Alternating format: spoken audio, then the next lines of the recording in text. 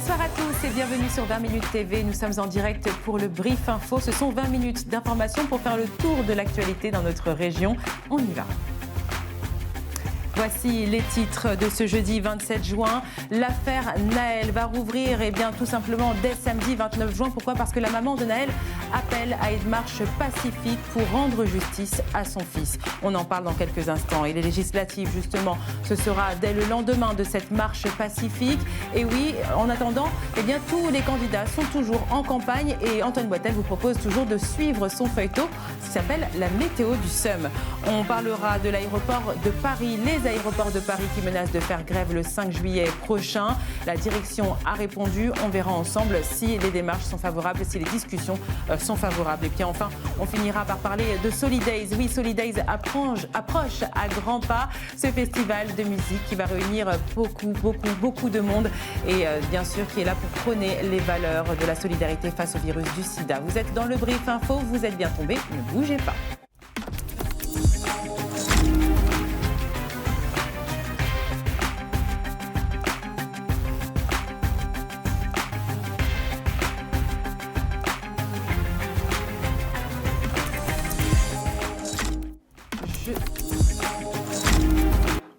Je vous le disais, ce mercredi 27 juin marque les 1 an, ce jeudi 27 juin, marque les 1 an de l'affaire Naël. 1 an tout juste après la mort de l'adolescent. Sa mère appelle à une marche silencieuse la veille des législatives. Ce sera le samedi 29 juin. Plusieurs milliers de personnes se rassembleront à Nanterre pour réclamer justice.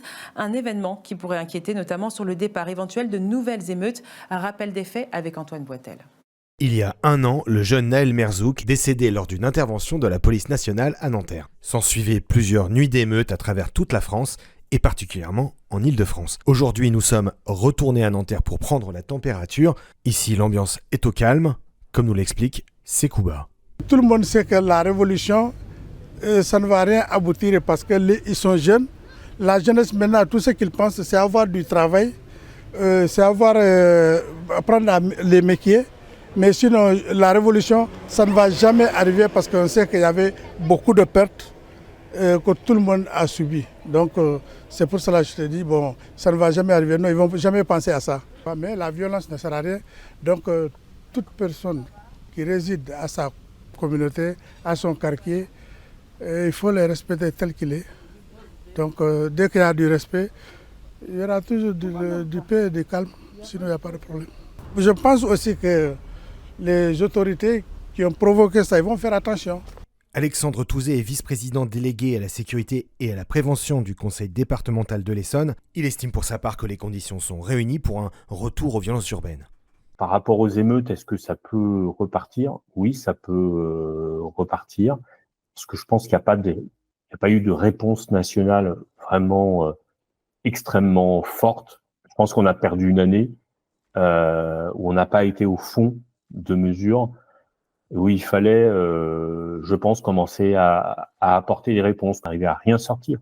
Je prends l'exemple de la parentalité. On sait qu'on a un sujet des mères isolées.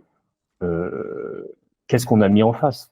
Ce que je regrette, c'est qu'1 an après, en fait, il s'est rien construit, que ce soit sur le plan de la prévention ou même de la répression. Alors faut-il craindre de nouvelles violences urbaines dans ce contexte politique tendu ? Seul l'avenir le dira.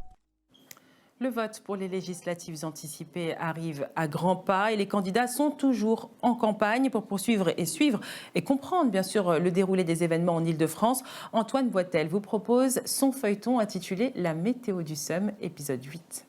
Ouais, j'étais en train de faire ma petite pastille super intéressante sur la météo du SEUM des législatives anticipées en Île-de-France. Je faisais un micro-trottoir dans la rue, tu vois, pour demander aux gens pour qui ils allaient voter la semaine prochaine. Et là, tu sais pas sur qui je tombe. Monsieur, excusez-moi, monsieur. Qu'est-ce qu'il y a quoi là ? Vous êtes qui vous ? C'est pour un micro-trottoir. Je voulais savoir, est-ce que vous pourriez me dire pour qui vous allez voter pour les élections législatives, s'il vous plaît ? Oui, pour Bruce Springsteen. Mais si, c'était Corbier du Club Dorothée, s'il te plaît.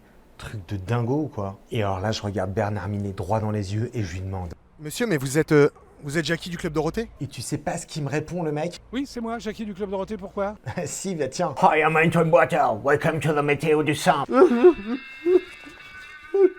Après cette petite minute dans la rubrique People de qualité, Vas-y. Direction la 7e Circo des Yvelines. et plus précisément à Conflans-Sainte-Honorine. Alors, les gros nuages de seum dans cette circo, Ils sont surtout dus au fait que Aurélien Rousseau, donc l'ancien ministre de la Santé, qui a quitté le gouvernement et donc la majorité après le vote sur la loi immigration, va se présenter sous l'étiquette Nouveau Front Populaire via Glucksmann, Place Publique, etc. En face de lui, Nadia Hay, ancienne ministre déléguée à la ville dans le gouvernement Castex, c'est-à-dire Ensemble, Renaissance, Majorité, etc. Mais si on s'arrêtait là, ce serait pas encore assez drôle. Donc qu'est-ce qu'on ajoute dans le mix? Mais ouais, on met du Babette de Rosière. Babette de Rosière, restauratrice, animatrice de télévision, femme politique. Et qu'est-ce qu'on ajoute encore dans le mix? Mais oui, LR a également investi un candidat dans la même circonscription. Vous vous rappelez peut-être que l'autre jour, j'ai interviewé une grande pointure de l'analyse en communication politique, Philippe Moreau-Chevrolet. Et vous savez pas quoi, je lui avais aussi demandé ce qu'il pensait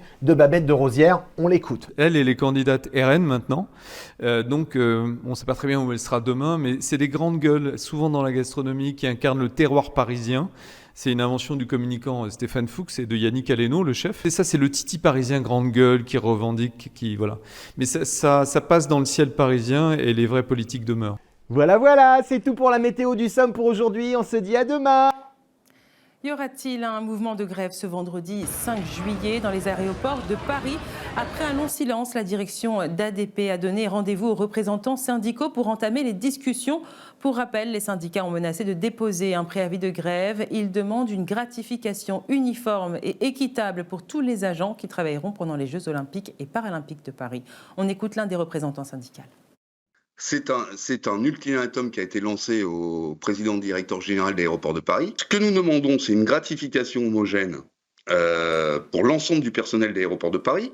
La direction, elle se contente à des mesures unilatérales qui différencient les agents qui travaillent dans les aérogares et les volontaires. Qu'on soit volontaire ou pas, quel que soit son métier, on contribue à la réussite de ces JO et à l'absorption de cette charge de travail. D'ailleurs, la direction ne s'en cache pas, personne ne s'en cache.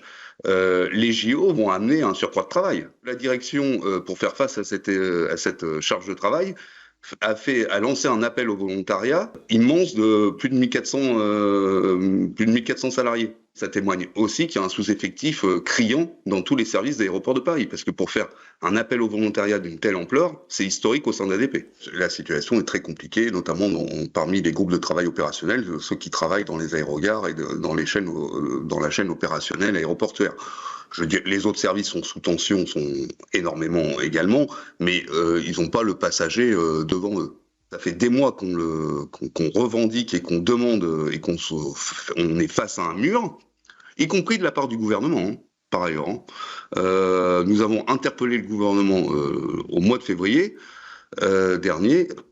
Il y a eu zéro réponse. Après, charge au PDG de répondre ou pas, on lui a laissé jusqu'au 5 juillet. Nous avons tous appris à midi qu'il souhaitait nous recevoir mardi prochain, l'ensemble des organisations syndicales. Nous verrons bien ce qu'il a à nous dire. S'il compte répondre aux revendications. S'il ne répond pas aux revendications, alors la grève s'opposera. Les contrôles sanitaires se poursuivent dans le Val d'Oise où les fermetures de commerce pour infraction aux règles sanitaires pleuvent. Encore hier, c'est un restaurant chinois qui s'est vu contraint de fermer ses portes après la découverte d'une souris agonisante dans ses cuisines lors d'une inspection. Les détails avec Thomas Michobielic. Mardi dernier, les agents de la direction départementale de la protection des populations ont ciblé le restaurant chinois Maison Anne, situé au sein du centre commercial des Trois Fontaines à Cergy. Problème, lors de leur inspection, ils constatent plusieurs infractions aux règles d'hygiène. Denrées conservées dans des conditions inadéquates, locaux, matériels et équipements sales et mal entretenus. Les agents ont même découvert une souris agonisante dans la cuisine. Résultat, mercredi 26 juin, la préfecture du Val d'Oise annonce la fermeture administrative du restaurant. Depuis plusieurs semaines, les règles de manquement aux règles sanitaires se multiplient dans le Val d'Oise et les autorités ne manquent pas de sanctionner. Dernièrement, une pizzeria de Sannois et un établissement spécialisé dans le poulet braisé ont eux aussi été épinglés. Selon le ministère de l'Agriculture et de l'Alimentation, le Val d'Oise est le deuxième département d'Île-de-France le plus sanctionné par des fermetures administratives d'établissements liées au contrôle sanitaire après la Seine-Saint-Denis. Le festival Solidays démarre déjà demain, vendredi 28 juin, un événement musical très attendu en Ile-de-France qui, au-delà de la musique, cherche à prôner les valeurs de la solidarité face au virus du sida. Et puis au Festival de Monaco, nous avons rencontré Kelly Rutherford. Au festival réunissait tous les grands comédiens et comédiennes de séries et de films notamment. La comédienne s'est confiée sur la série Gossip Girl, la mode et sur la France. Hi, this is Kelly Rutherford for 20 Minutes TV. Par contre, faut qu'on assure, hein. On va pas se louper. Faut qu'on passe la vitesse supérieure. On est en train de parler de prostitution. On est toujours la pute de quelqu'un.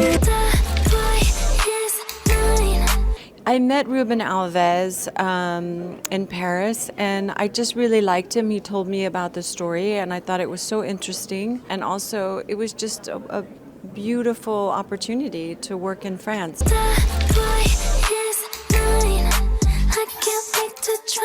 I think we're living in a time where it just doesn't matter anymore. You know what I mean? This men and women, I think it's a free-for-all. Because it's hard to say that one thing should be for one person and one. It's so individual. I think we've somehow lost track of the individual because we are trying to, find balance, which I understand. But I think it's cool. I mean, why not, right? I think Ruben did such a beautiful job of finding the humanity for women and men. It was nice just to be a woman in Escort Boys. Beautiful. I love being the mother, though, too. So women have so many aspects to themselves, and that's what's so nice to see, the different aspects of ourselves, because you can be a mother and yet still be a woman. I don't know. I haven't heard anything.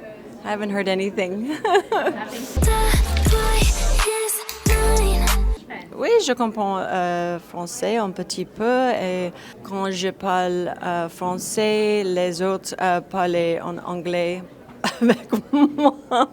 I hope that made sense. I don't know. Vous allez jamais progresser si on vous parle en Oui. Petit. The script was in French, but I was playing in American, so it worked. There was a little bit of legal speak that I said maybe my lawyer should say, because I was like, I don't know if I can do that. XOXO Gossip Girl. It's usually Gossip Girl, sometimes Melrose Place, sometimes some other Homefront, other shows I've done, but mostly Melrose Place and Gossip Girl are the two, yeah. I told him, forget it. I don't care if it's Murakami. It clashes with my sofa. Mom. Hey. Well, right now I'm doing a lot of fashion collaborations. So I've done another one with Carell and Vanessa Sposi, and I'm working with a brand called Paulina. So I'm working with a lot of different brands lately, doing a lot more fashion. Yes, I love Paris, and I love Fashion Week during Paris, and I love so many French brands.